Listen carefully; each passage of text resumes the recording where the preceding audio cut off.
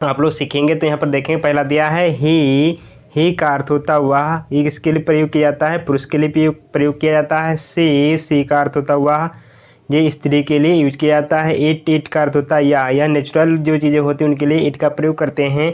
You का अर्थ होता तुम।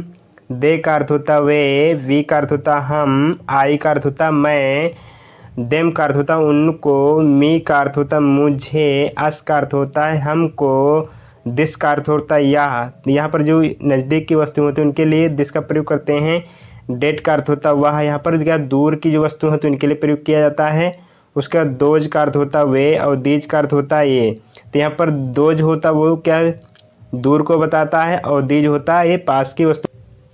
आई का अर्थ होता मैं। यू का अर्थ होता तुम्हारा। हिज का अर्थ होता उसका। हर का अर्थ होता उसका। माई का अर्थ मेरा। अवर का अर्थ होता हमारा। हिम का अर्थ होता उसको।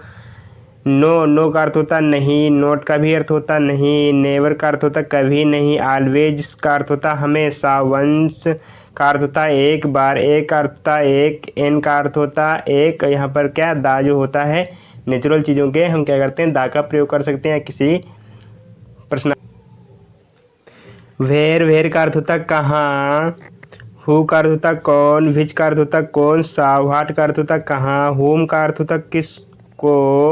वेन का अर्थ होता क्यों। वाई का अर्थ होता क्यों।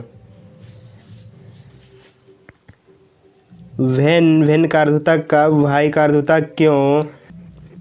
बाई का अर्थ होता द्वारा। विथ का अर्थ होता साथ। फ्रॉम का अर्थ होता से। अबाउट का अर्थ होता के बारे में।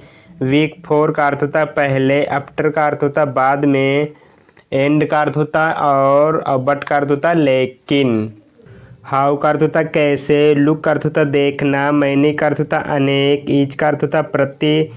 एवरी का अर्थ होता प्रत्येक।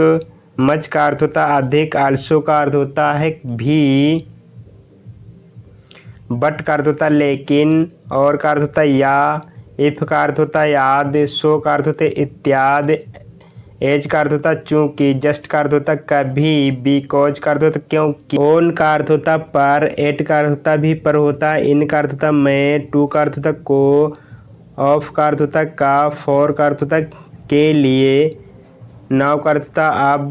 देन का अर्थ होता तब। हेयर का अर्थ होता यहाँ। देयर का अर्थ होता वहाँ। कम का अर्थ होता आना। गिव का अर्थ होता देना। तो इस तरीके से क्या है आप लोग अच्छे से शब्द सीखे जो इंग्लिश डेली लाइफ में बोले जाते हैं। उनको हमको करना अच्छे से क्या करना याद रखना है। आई होप हमारी वीडियो अच्छी लगी। वीडियो को लाइक करें शेयर करें और हमारे चैनल पर नए हैं चैनल भी सब्सक्राइब कर लें। Thank you.